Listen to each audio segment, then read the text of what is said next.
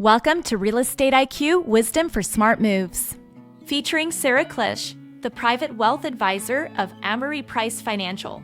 So what advice will you give to the teens or young adults who are new to investing? Yes. So first and foremost, people have to understand that everybody has a different comfort level of risk.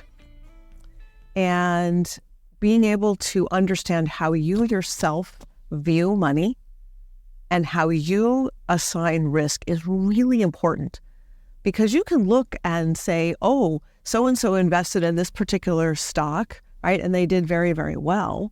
But it might be that their risk profile is significantly different from yours. And if you had done that same investment, if it had been very volatile along the way to get to that end goal, you might not have felt very good, right? So first is to have a clear understanding about how you approach money and how you approach risk.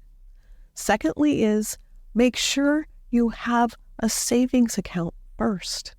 You got to have a safety net.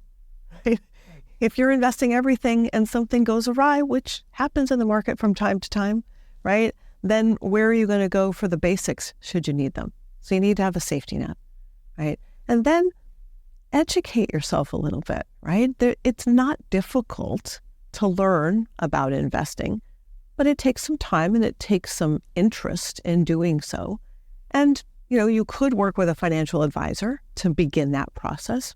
But honestly, there's a lot of really good basic information available so that if you do then decide to work with a financial advisor, you come with your own sort of basic education tools, right? So you can have a more collaborative relationship, because investing is something that is very emotionally based for a lot of people, right? We tend to be very emotionally tied to money as human beings.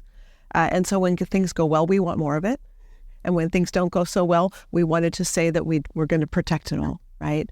And so having a better foundation on your own about how you view money, how you feel about risk, and some basic understanding of the market will help you to help yourself, basically, right? To not be emotional when things aren't going the way you want them to go.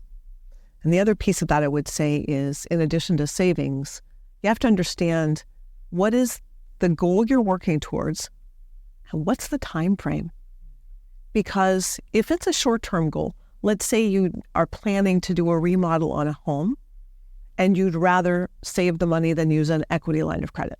Okay, fine. Well, maybe that's a 2 or 3 year time horizon.